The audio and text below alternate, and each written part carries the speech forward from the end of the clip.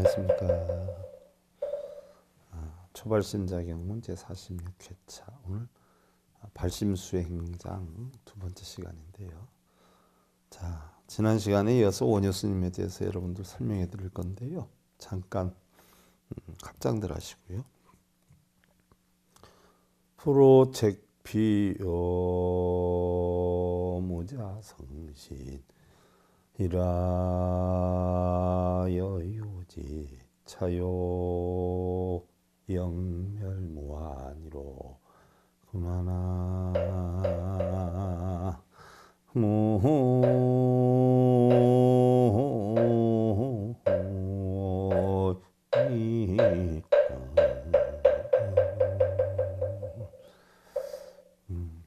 우리는 대부분 살아가다 보면은요, 우리 육신이 형성된 부분에 눈, 귀, 코, 여, 몸 뜻을 보면요, 눈이 자신은 못 보고 남을 향해서 보게끔 되어 있어요. 그래서 우리는 자신의 허물을 못 보고 남의 허물이나 남의 잘못을 보는 경우가 많죠. 그래서 우리는 흔히들 남의 잘못을 꾸짖거나 남의 허물을 보고 비아냥거리는 경우가 상당히 많은데, 그것보다는 남을 볼 수 있는 눈과 마음으로 자신을 되살펴 봐라. 이것을 아는 사람들에게는 모든 다툼이 곧 사라지게 되리라. 이야기죠. 자신의 허물을 보면 항상 죄송함을 느끼면서 살죠. 여러분들 가정에서도 마찬가지예요. 아내 된 입장에서 어떻게 되죠? 신랑의 허물을 보기보다는 자신의 부족함을 살펴보고요. 우리 거사님들 같은 경우에서는 또 아내의 잘못을 보기 이전에 어떻게 돼요? 자신의 부족함을 살펴보게 되다 보면은요, 늘 자신이 부족한 게 무언가, 잘못한 게 무언가를 살피게 되다 보니까 상대방의 허물을 안 보게 돼서 편안함을 만들게 되죠. 그래서 이런 이치를 알면 결국 모든 다툼은 다 사라지게 되리라라고 하는 부처님 말씀이세요. 지난 시간에 우리가 원효대사에 대해서 공부를 했는데요. 원효대사가 법화경 약초유품에 대해서 낭지법사에게 의상대사와 함께 가르침을 받는 그런 부분을 공부하다가 끝나게 됐어요. 낭지법사에게 원효스님과 의상대사가 어느 기간 동안 어느 경전에 대해서 얼만큼 공부를 했느냐 하는 그 기록은 정확하게 남아있지는 않아요. 하지만 일반적으로 우리가 이러한 것을 공부했겠구나 하는 추측에 의해서 만들어진 것이고요. 낭지법사가 어느 정도 자신의 가르침을 원효대사와 의상대사에게 전했다 싶으니까 이제는 열반경과 유마경에 대해서 공부를 해보거라. 열반경과 유마경에 대해서 공부를 하려면 아무래도 백제의 땅으로 가서 보도과상을 찾아가서 공부하는 것이 좋을 것이니라 하고 이야기를 해줘요. 그럼 그 당시에 백제의 국사로 있었던 보도국사는요, 어떤 분이시냐면 원래는 고구려의 큰 스님이었어요. 고구려의 큰 스님이셨는데 고구려에 있다가 결국 그 당시에 연계 소문이 고구려의 정치를 전담하고 있었는데, 사찰이라는 사찰은 전부 없애고 그 당시 어떻게 됐어요? 바로 당나라의 무왕이 패불 정책을 썼던 시대예요. 패불 정책이다라고 하면 바로 당나라 무왕이 굉장히 속이 많이 상했었을 때죠. 왜 그랬느냐? 자, 보편적으로 보면 그 당시에 스님들이 뭐 이루 형용할 수 없이 많았는데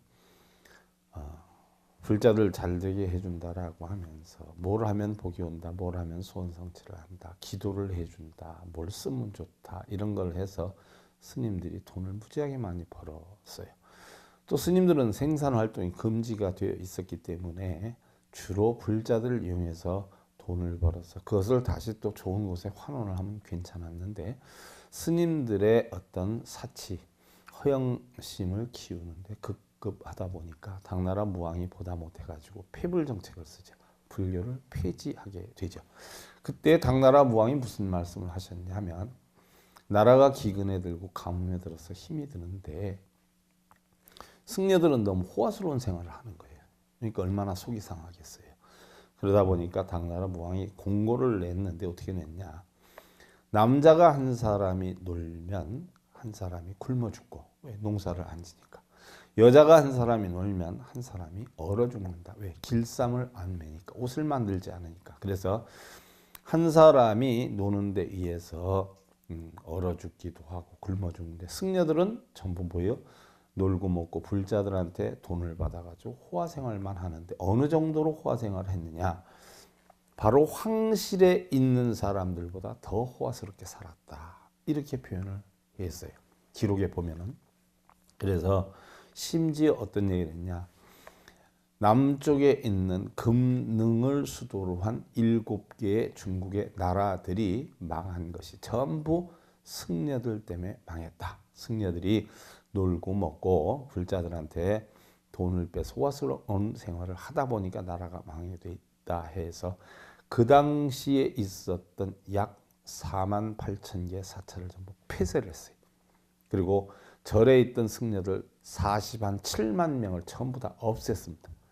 그래서 바로 중국의 그 큰 땅덩어리에 절 2개만 남겨놓고 전부 없앴는데, 절 2개의 스님들 한 군데 30명 정도씩 해서 60명, 떠돌아다니는 스님들 20명 해서 그 넓은 중국의 사찰 2개, 동도 서도에서 2개, 그 다음에 스님들은 80명 남겨놓고 승려들을 전부 없애버렸어요. 그 당시에 남아있던 스님들은 기도하는 스님들이 아니에요. 비는 스님들 아니에요. 뭐 경전 읽고 쓰는 스님들 아니라 공부를 해서 불자들에게 선수행에 대해서 가르침을 주는, 법문을 주는, 바로 백장, 회해, 마조, 도의 대표적인 스님들이죠. 그때 남아있던 스님들이 법맥을 유지해서 왔던 것이고요. 그 외엔 전부 승려들을 다 폐지를 시켰어요. 그 영향이 우리나라에까지 미쳐가지고 연개 소문이, 승려들은 전부 백수들이다.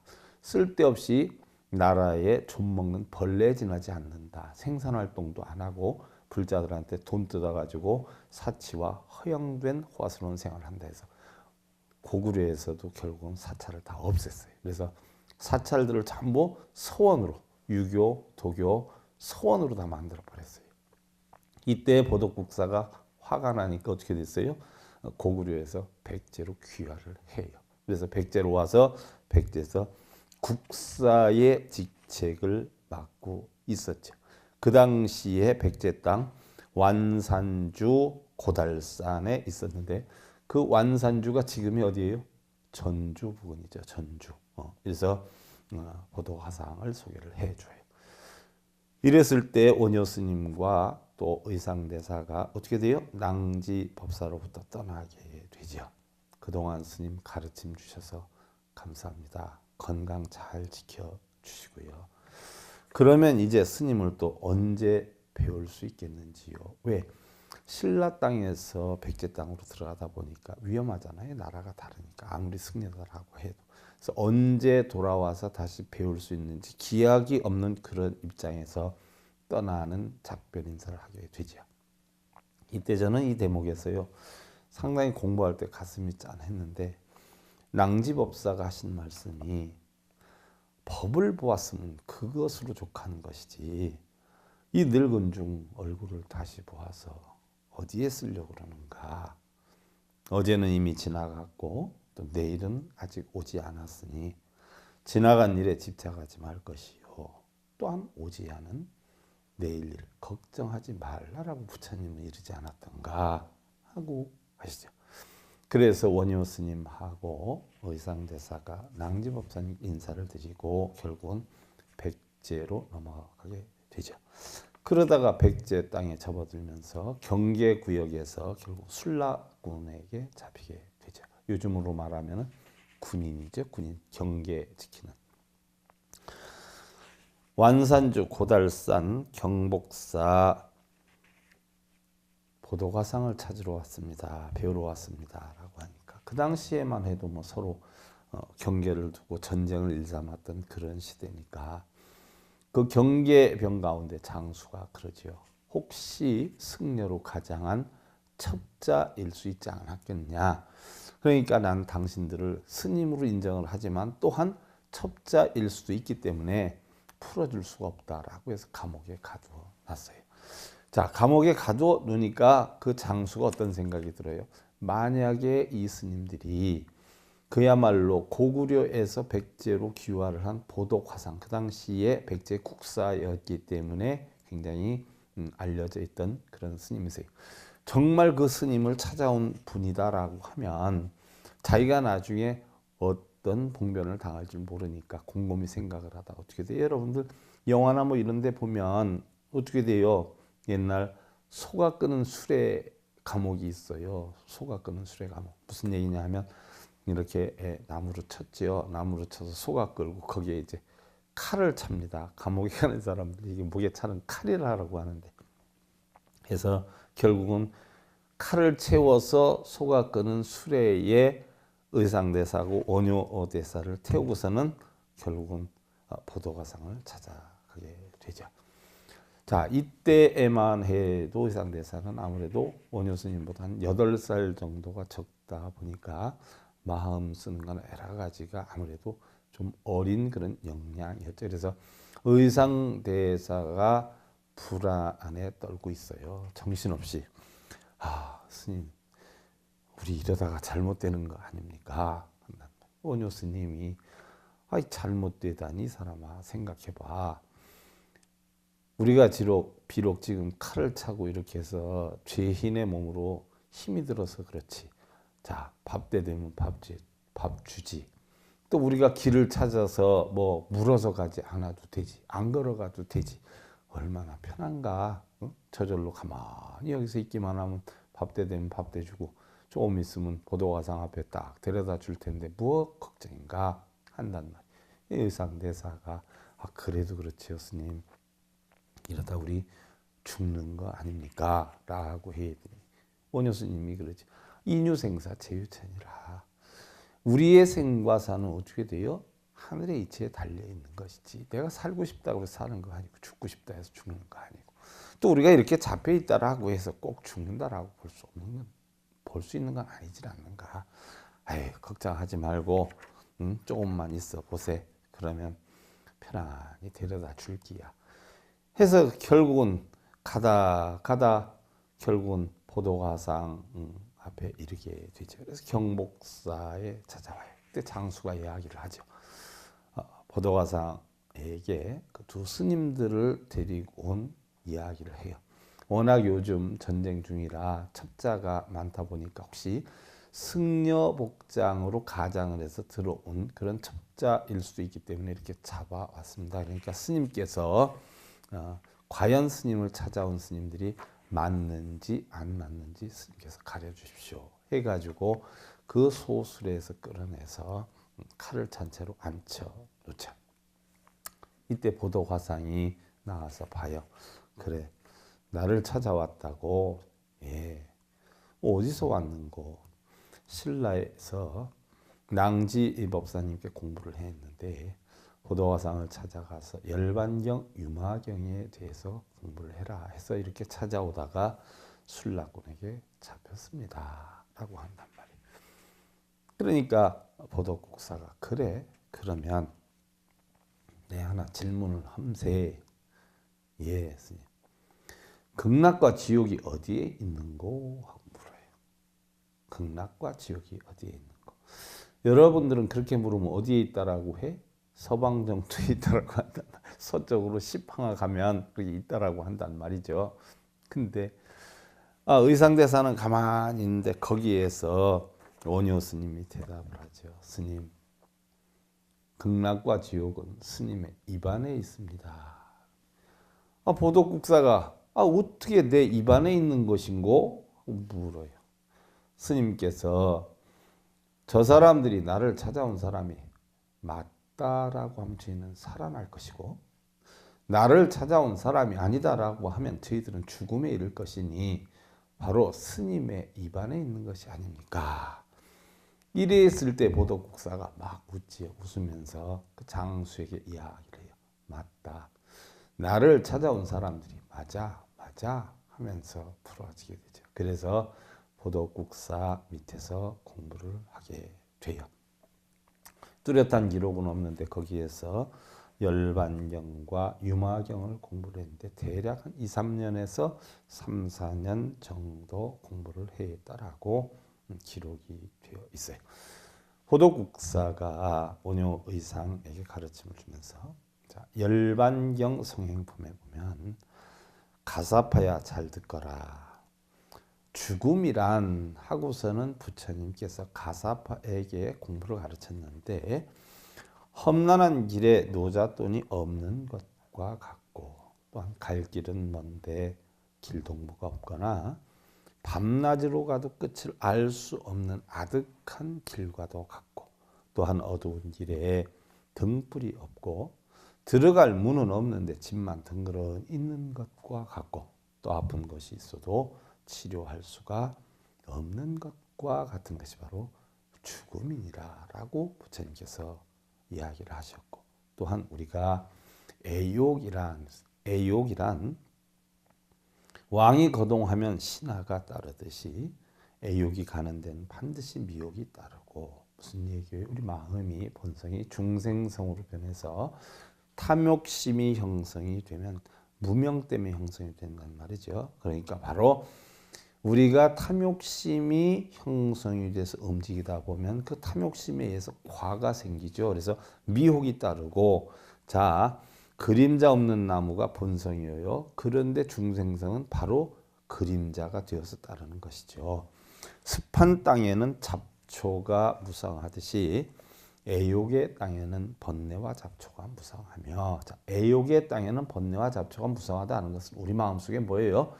탐진치로 인한 걱정, 근심, 번뇌, 과보가 무성하며 또한 애욕은 나찰의 땅과 같아서 나찰이라고 하는 것은 그 전에 아이들을 잡아먹는 그런 신이야기를 하죠. 바로 아이들을 낳는 대로 다 잡아먹으며 우리 인생을 망치게 하지 않아요. 탐욕심은 마침내는 제 남편까지도 잡아먹으며 그런데 여러분들 부부가 살면서요 자기 욕심을 채우다 보면 부부싸움을 하게 되지요. 그럼 정도에 지나치게 남편에게 바가지를 긁는다거나 정도에 지나치게 아내를 학대하는 경우가 있지요. 이것이 바로 뭐예요?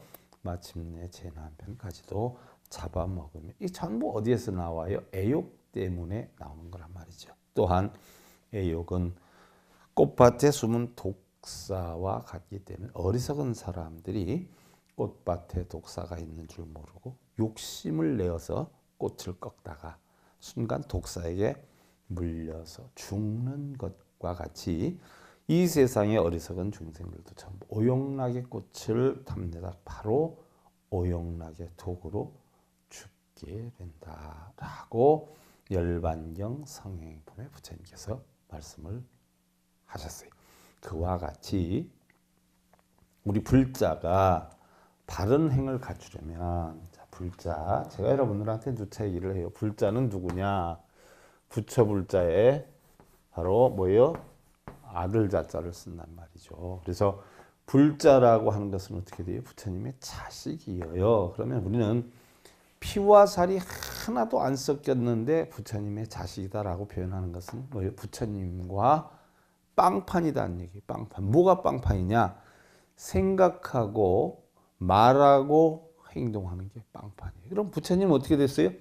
탐진치심을 없애신 분이에요. 탐진치로 인해서 형성된 고통을 없애는 방법을 깨달으신 분이고 중생들에게 그러한 고통을 없애는 방법을 가르쳐 주신 분이에요. 그러면 불자다라고 하는 경우는 뭐예요?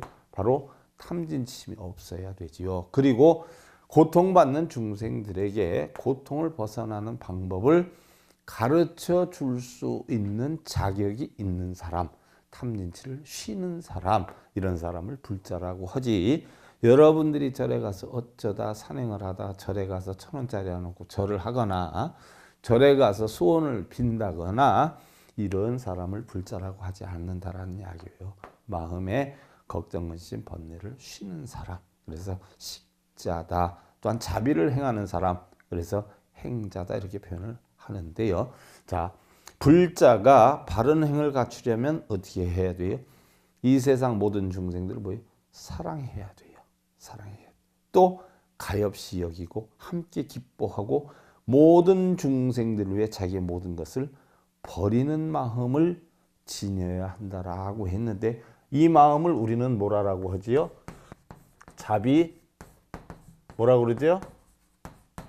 희사 사무량심이라고 그러죠. 자비희사 사무량심을 지니는 사람을 불자라고 한다. 그러니까 불자라고 하면서 걱정, 근심, 번뇌, 고통에 빠지면 그건 뭐예요? 불자의 자격이 없는 거예요.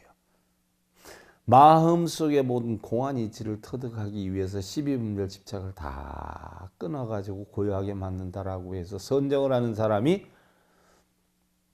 남편으로 자식으로 인해서 걱정을 하면 뭐예요? 참선을 하는 사람이 아니에요. 몸은 참선을 하는데 마음은 뭐예요? 일반 범부와 다를 바 없어요. 불자 역시 똑같아요. 탐진치를 끊어서 바로 중생들의 고통을 없애는 방법을 터득해서 중생들에게 자비희사의 사무량심을 행하는 자를 불자라 한다라고 했어요. 그래서 중생을 사랑하는 사람은 탐욕을 끊게 되고요. 또한 중생을 가엾이 여기는 사람은 성냄을 끊게 되고 또한 중생과 기쁨을 함께 하는 사람 모두 괴로움을 끊게 되고 또한 중생을 위해서 모든 것을 버리는 일여평등한 이치를 터득한 사람은 탐욕과 성냄과 차별두는 마음을 버리게 된다. 이 네 가지의 마음을 바로 터득한 사람이 불자요. 이러한 자들이 모든 착한 일의 근본이 된다라고 부처님께서 열반경 성행품에서 말씀을 하셨어요. 고도화상은요. 결국은 고구려에 살다가 백제로 오게 됐는데 이 보도화상에게 2, 3년 또 3, 4년 정도 열반경, 유마경 공부를 했어요. 자, 여러분들 요즘 그 불교학계론 이권 같은 강의를 할 때 열반경에 있는 내용을 제가 많이 해드려요. 법화경에 있는 내용을 많이 해드리는데 나중에 또 여러분들하고 제가 열반경 법화경에 대해서 공부를 하게 될 것이에요. 이 초발심 자격문이 끝나게 되면 제 생각엔 여러분들 지금 아함경을 할까 유마경을 할까 지금 여러 생각 중에 있거든요. 그래서 여건이 되는 대로 여러분들한테 최대한 부처님 가르침을 있는 그대로 전해드리려고 하는 것이 제 욕심인데 그 욕심마저 없으면 전 인생에 재미가 없을 것 같아요. 부처님께서 마지막으로 당부를 하시지요. 열반경에서 비구들이여 그대들은 스스로 머리를 숙여야 하느니라.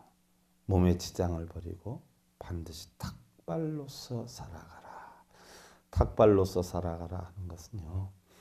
여러분들이 소원을 빌기 위해서 누구한테 굽히는 것이 아니라 자기의 먹고 사는 문제를 어떻게 돼요?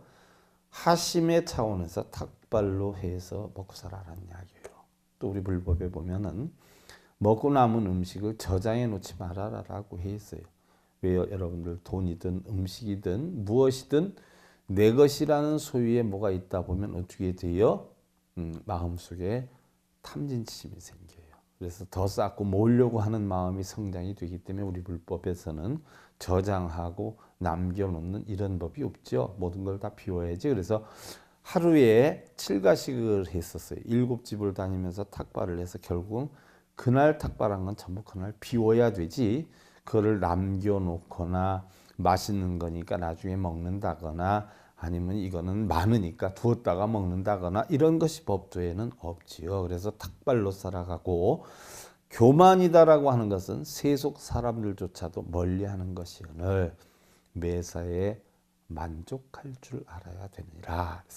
부처님께서 가르침 주신 가운데 우리가 행복하게 사는 조건의 첫째 조건이 바로 소욕지족이죠. 소욕지족.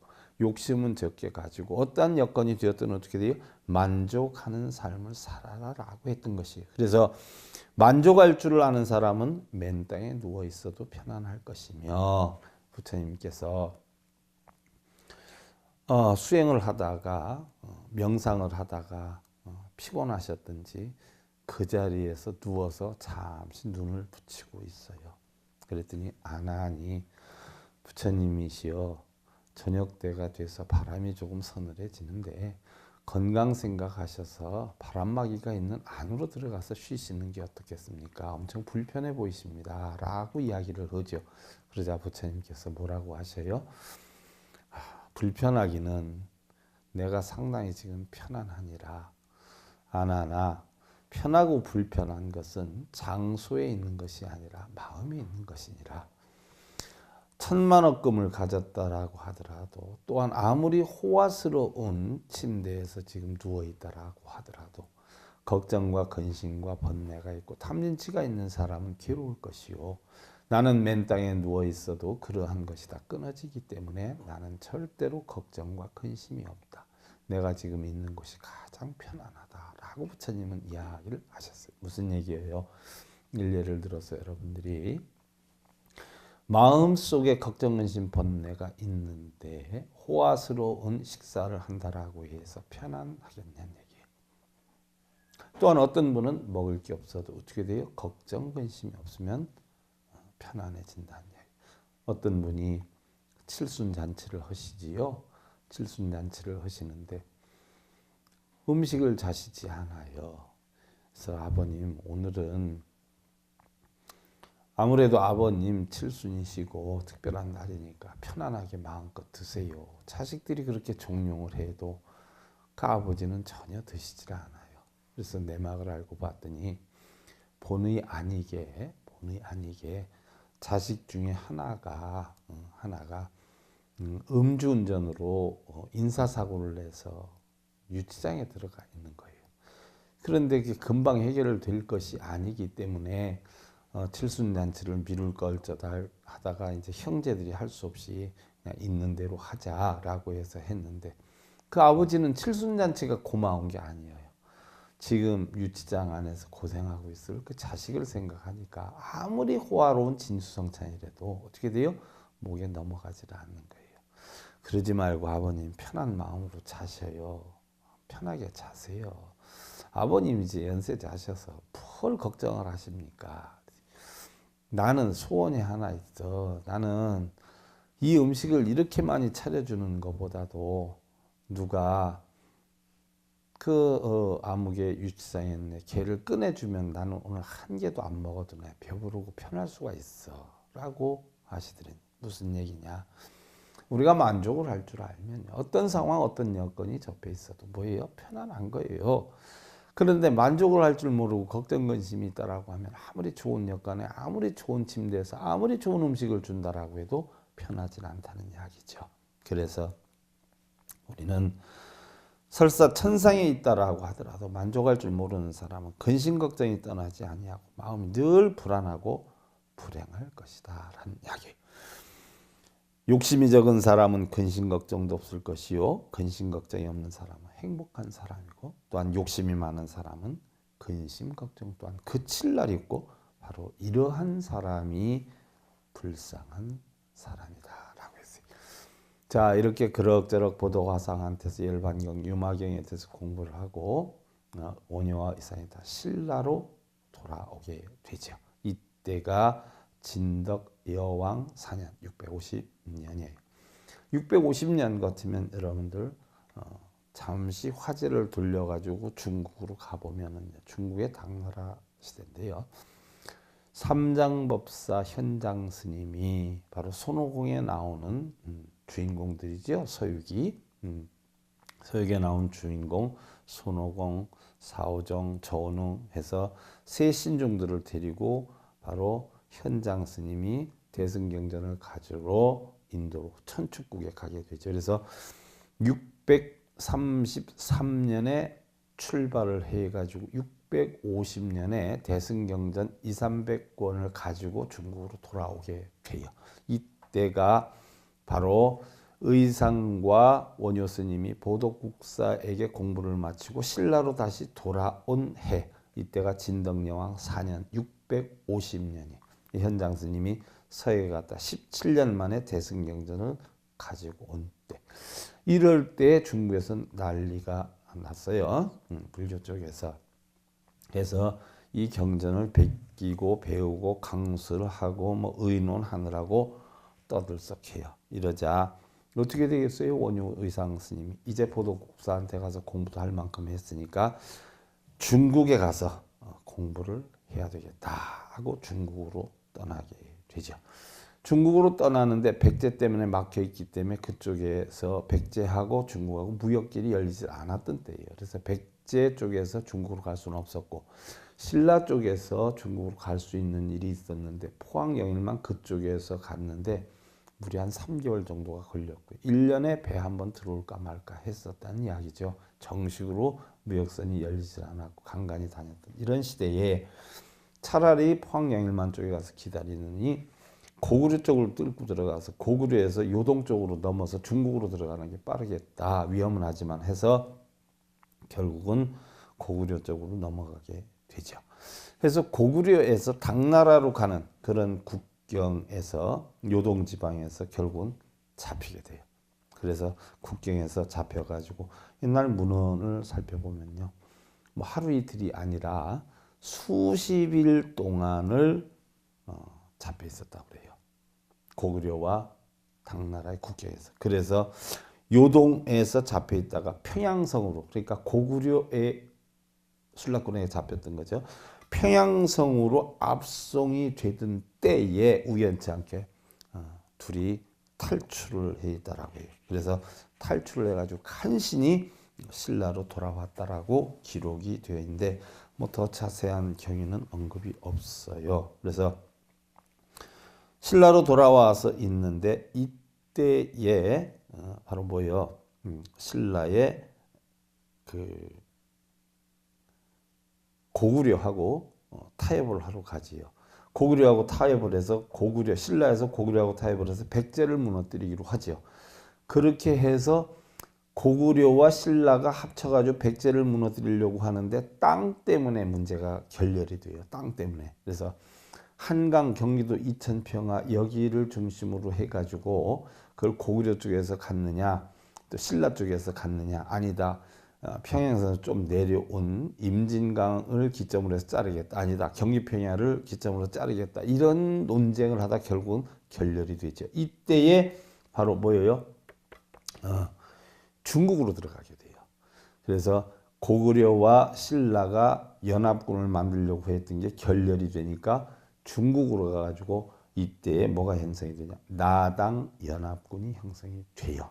그래서 만약에 백제를 치게 되면 어느 정도 여건을 주고 훗날 고구려를 치게 되면 어디까지 주겠다. 제가 알기로는 뭐 대동강, 평양성 그 밑에 그까지 뭐 아니면 그 윗부분을 중국으로 주겠다. 이런 약조를 하는 조건에 의해서 결국은 나당 연합군이 형성이 되죠. 그래서 나당 연합군이 결국은 어디를 쳐요?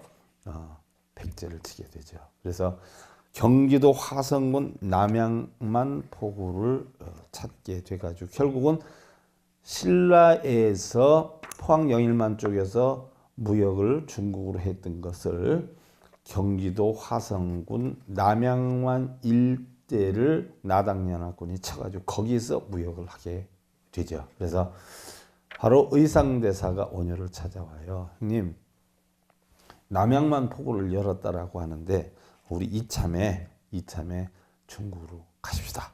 그래 가자 해가지고 바랑을 짊어지고 중국을 향해서 떠나게 되죠. 그래서 이어서는 다음 시간에 하기로 하고요. 여러분들 합장을 하시고요.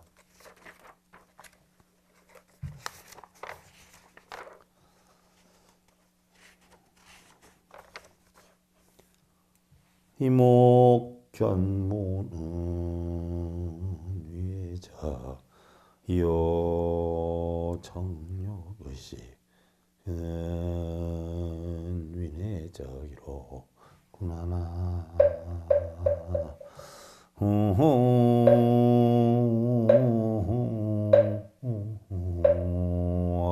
미다.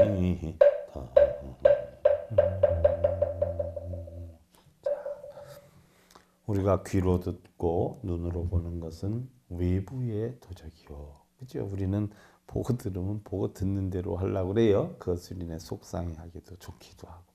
또 마음이 합류해서 눈으로 보는 대로 귀로 듣는 대로 하려고 하다 보니까 눈으로 보고 귀로 듣는 것은 외부의 도적이고 정욕과 의식은 마음속에 있는 육식의 작용은 전부 내부의 도적이니라. 결국 중생성을 만드는 근원이니라. 여기에 끌려다니지 않을 때, 안과 밖에 끌려다니지 않을 때 우리는 열반적정의 편안함을 이룰 수 있게 될 것이다. 여러분들 편안한 삶을 기원드리면서요. 초활심 자격문제 46회차 활심 수행장 두 번째 시간이죠. 서일봉이었습니다. 감사드립니다. 선물하십시오.